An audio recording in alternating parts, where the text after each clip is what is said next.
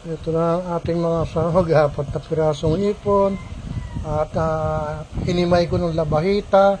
Ito yung mga sangkap natin. At ito yung main ko natin. Magluluto tayo ngayon ng laing. Ito yung niyog, pinaghiwalay ko na. 3 gata ito eh. 3 niyog ito.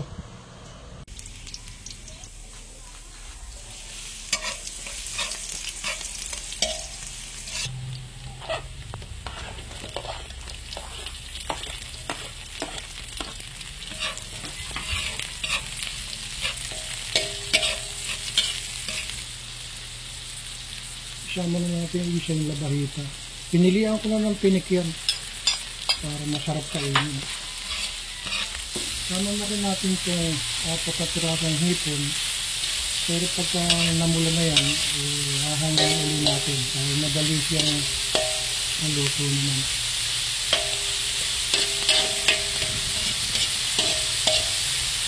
Dami.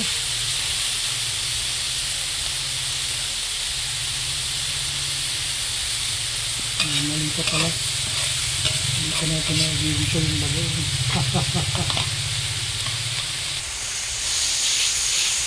Ito na natin yung bagay.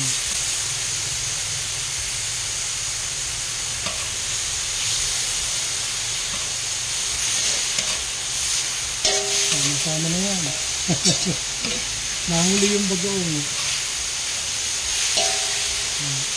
Nalagay na natin ngayon yung pangalawang tiga ng gata.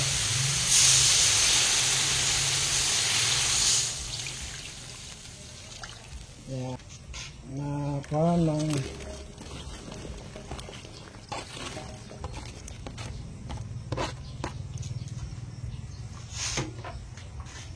Hali-hali lang natin yan. Saka natin tatakpan at unahin natin palambutin yan.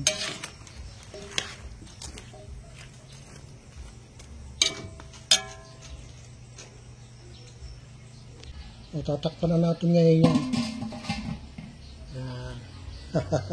Hintayin natin, tatangkayin natin kung kumukulo na at kung malambot na yan, saka natin ihuhulog yung dahon naman ng gabi.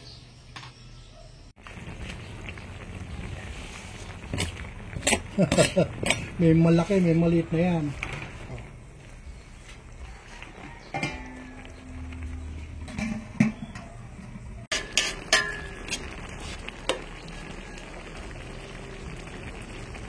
Ilalagay na natin naman ngayon yung unang gata ng niyog.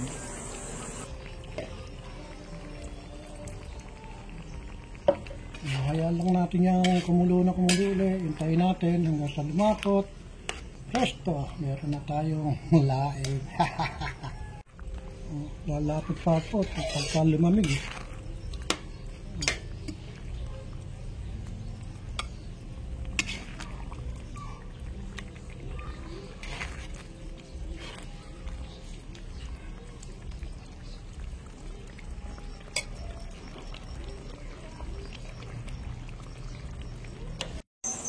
Sarap naman ito.